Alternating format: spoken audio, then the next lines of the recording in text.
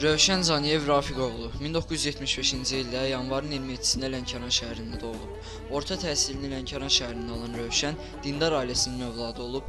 O, İsmailov küçəsi 26-da qeydiyyatdadır. Namı digər Rövşən Lənkəranski olaraq da tanınır.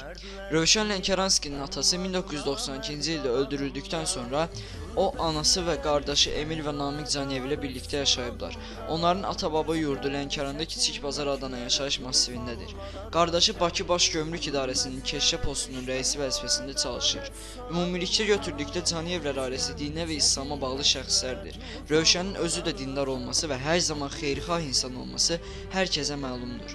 Rövşən Zaniyevin ailəli olduğu və övladı olması barədə də məlumat vardır. 21 may 1992-ci ildə saat 21:22 radələrində Astaradan Lənkərana dönən Vaz 2106 markalı Jiguli maşını çayın üstündə yeni salınmış körpüdə 3 nəfər silahlı şəxs tərəfindən saxlanılır.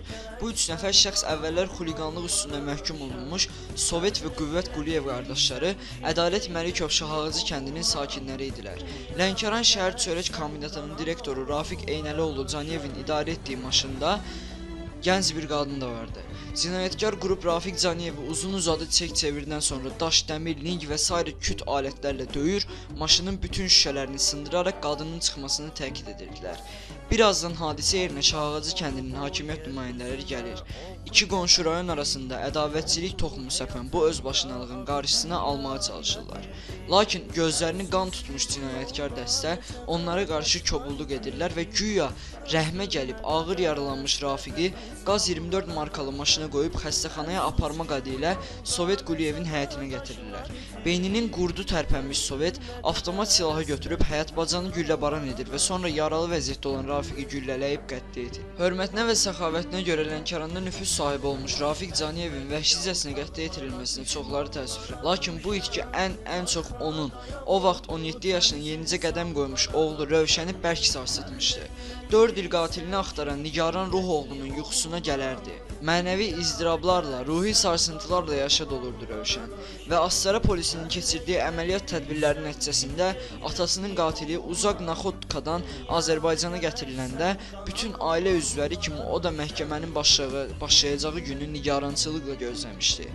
Müttəhim kürsüsündə oturmuş qatil Rövşənin baxışlarına sanki davam gətirməyib, Rövşənə sən bayıra çıx deyə ağayağına işarə vermişdi. Və Rövşən cibindən çıxartdığı tapançanı müttəhimə tuşlayıb 4 dəfə atəş açır, güllələrin 3-ü hədəfə sancılmışdı. Tapançanı özü məhkəməyə təhvil verib sakitcə mənə ədalətlə mühakimə edin deyir. Bu hadisə 1996-cı ildə baş verir. O xəstəxanaya çatdırılsa da orada ölür. Bu zaman Rövşənin 24 yaşı olur. Elə hadisə yerindəcə polis onu həbs edir. Bu əməlinə görə Rövşən Zaniyevə 2 il həbs verilir. Elə bu illərdə o özünün oğru aləmə girdiyini elan edir. 2 il həbs müddətindən sonra o azadlığa çıxır, bir müddət güləşlə məşğul olur. Lakin bu dəfə də gənc oğlan yenidən həyatın sınağı ilə üz-üzə gəlir. 2000-ci ildə Bakı bulvarında kriminal aləmdə yaxşı tanınan Kəramət Məmmədovu münaqişə zəminində üzərində olan odlu silahla yaralayır. Lənkəranski həmin davada ciddi psixi travmalar aldığını iddia edir və məhkəmə psixi ekspertizanın qərarı nəticəsində Rövşən Zaniyevi müalicəyə göndərir. Ona qarşı açılmış cinayət işinin icraatı dayandırılır. Oradan çıxandan sonra Rövşən 2002-ci ildə Azərbaycanı tərk edib Moskvaya gedir. Azərbaycanda hüquq mühafizə orqanları onu axtardığı üçün o bir daha ölkəyə qayıda bilmir. Bundan sonra Rövşən Rusiya Federasiyasının vətəndaşlığını qəbul edir.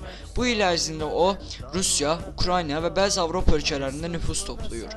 Özünü bu aləmdə kifayət qədər etibarlı və nüfuzlu şəxs kimi təqdim etməyi bacaran Rövşənə 2003-cü ildə Lotu Nardaranlı Mir Seymur ona qanuni oğru adını verir. Həmin ildə o ilk böyük qətillərindən birini təşkil edir. Rusiyanın Sankt-Peterburq şəhərində kriminal qruplaşmanın lideri olan Elçin Yevlaxinski ləqəbli Elçin Əliyevin qətli də məhz onun adı ilə bağlıdır.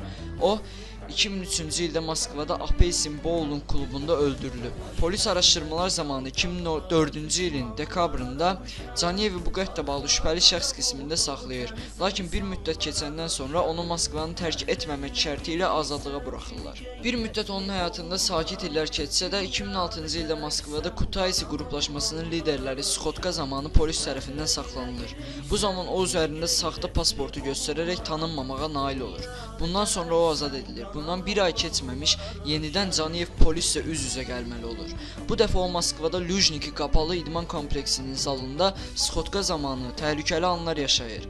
Hətta ölümlə üz-üzə dayanır. Həmin vaxt Vorzakonların mühafizəçiləri ilə Amonçular arasında güclü atışma baş verir. Atışma zamanı bir neçə nəfər öldürülsə də Rövşən ərazidən uzaqlaşa bilir. Sabirabadlı Hikmət, Lotu Mirseymur və Çingiz Axundov öldürüldükdən sonra Rövşən Caniyev Moskvada Azərbaycanlıların biznesinə klanlıq etməyə başlayır. Bu zaman onun artıq 31 yaşı var idi.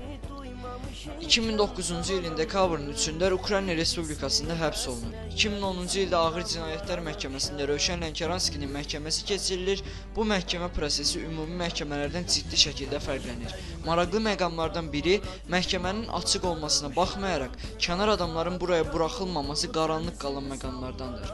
2010-cu ildə dövlət ittihamçısı Caniyevin 12 il müddətinə azadlıqdan məhrum edilməsini istəsə də, məhkəmə ona 2 il 10 ay 19 gün həbs cəzası kəsib və o azadlığa buraxılır. Bundan sonra Ukraynada yaşayıb.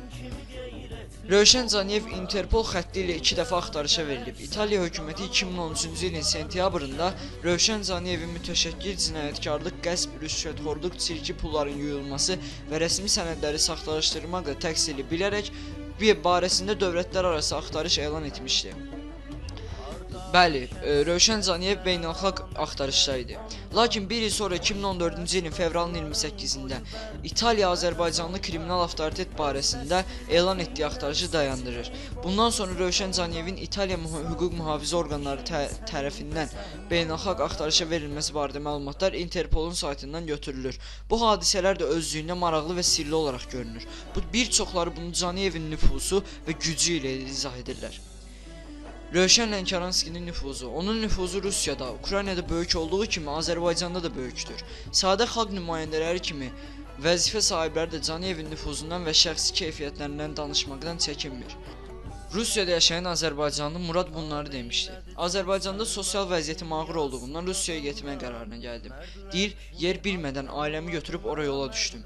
Azərbaycanlının yanında işə düzəldim. Yaşamağa kirayə ev tapdım. Səhər işə gedib, axşam evə gəlirdim. Bir gün işdən tez çıxdım. Evə çatanda polis saxladı. Sənədlərimi istəyəndə dil bilmədiyim üçün məni maşına aparıb polis bölməsinə apardılar. Sənədlərimin niyə qaydasında olmadığını soruşdular. Tərcüməçi vasitəsilə imkanım olmadığını və ailəmi dolandırmaq üçün bura gəldiyimi dedim. Onlar isə cavabda deportasiya olunacağımı dedilər. Fikrim sadəcə ailəmin yanında qalmışdı. Əlimdən heç nə gəlmirdi artıq. Birdən tam təsadüfən Rövşən Lənkəranskinin qohumuyam dedim. Onun haqqında Rusiyada çox eşitmişdim. Bütün həmyerlərimiz ondan danışırdı. Mən də bu sözləri deyəndən sonra polis bölməsində sakitlik oldu. Biraz keçəndən sonra polis rəisi yanıma gəldi və Rövşənin qohumusan deyə soruşdu. Mən də bəli dedim. Telefonu götürüb Rövşənə zəng elədi. Tər bastı mənə, axı yalan demişdim. Dedim vəziyyət daha da gəlizləşəcək. Və polis danışmasının dialoqu. Salam qardaş, necəsən? Yaxşıyam, sən necəsən? Sənin bu adda qohumunu saxlamışıq. Onun sənədləri düzgün deyil. Bəli, düzdür, o mənim qohumumdur. Nə lazımdırsa köməklik edin və nəyə ehtiyacı varsa qarşılayın. Bəli, hal-hazırda Rövşən Caniyev onun qohumu olmadığını bilərəkdən, hətta Azərbaycanlı olduğuna görə ona kömək eləmişdi. Onlar öz aralarında danışmağa başladılar. Şokda idim. Danışıq bitdikdən sonra rəis cibimə 5000 Rus rubli qoyub məni yola saldı və nə zaman köməyə ehtiyacım olarsa ona deməyimi istədi. Əfsanəvi Rövşən Lənkəranskinin bir müddət əvvəl ölüm xəbəri də yayılır. Hətta onun Türkiyədə güllələnməsi və dənizə atılması xəbəri mediada yayılır. Bu xəbərlərdən sonra onun qardaşı Namiq Caniyev qardaşının öldürülməsinin xəbərini təkzib etmişdi. Caniyev verdiyi açıqlamada bildirmişdi ki, Rövşən hazırda Dubaydadır. Onunla hər gün danışıram. Bu xəbərləri kimin yaydığını bilmirəm. Türkiyə polisi də iddiaları təkzib etdi. İstanbul polisi və təhlükəsizlik rəsmiləri Azərbaycanlı qanuni oğru Rövşən Lənkəranskinin öldürülməsi bağlı yayılan xəbərləri təsdiqləmədi.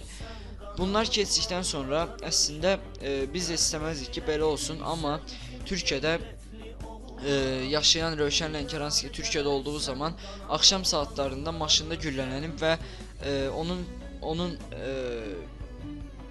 demək də istəmirəm. Həqiqətən dilim gəlmir Rövşən Lənkəranskiyə bunu deməyə, amma onun cəsədi hal-hazırda Azərbaycanda Lənkərana gətirildi dünən axşam saatlarında 18 avqustda. Hal-hazırda onun haqqında videoları izləyəcəksiniz və videonu bitirəcəyik.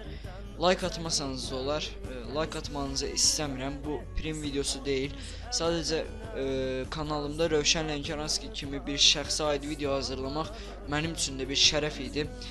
Videonu izlədiyiniz üçün təşəkkür edirəm. Sağ olun. Yazdı adını tarixə dəstanlara döşən.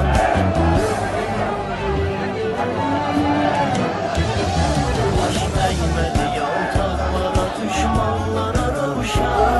Arxada yoldu təmiz insanlara rövşən.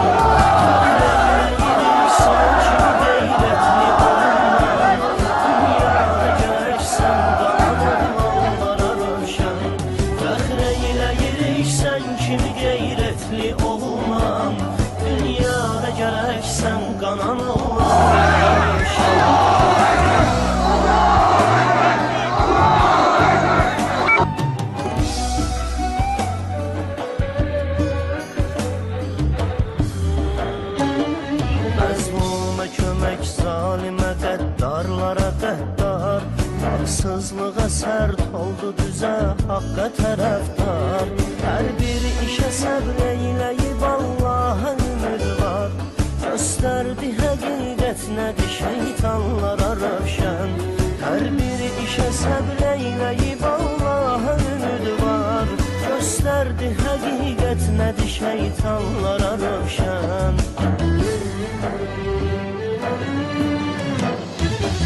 Baş əymədi yaltaqlara, düşmanlara rövşən. Arxada yağ oldu təmiz insanlara rövşən. Fəxr eyləyirik sən kimi qeyrətli oğlan, dünyada gərəksən qanan oğlanlara rövşən. Fəxr eyləyirik sən kimi qeyrətli oğlan, dünyada gərəksən qanan oğlanlara rövşən.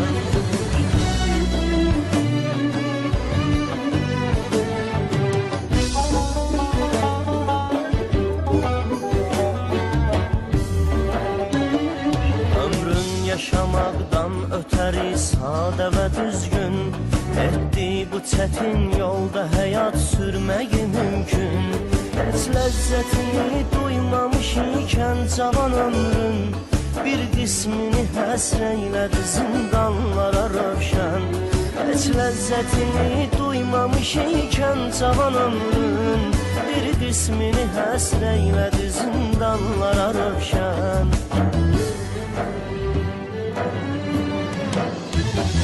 Baş əymədi yaltaqlara, düşmanlara rövşən. Arxada yağ oldu təmiz insanlara rövşən.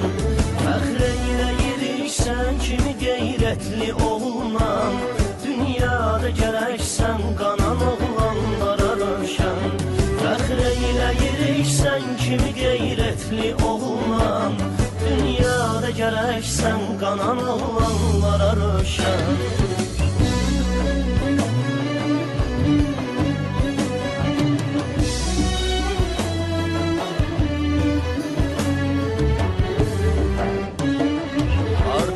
Şəxsiyyətlər, əlamətləri onda, xoş təəssüratların qoyub bər türmədə zonda. Öz dəsti xəti ilə seçilib oğruza konda, saldı çox işi səliqə səhmanlara rövşən.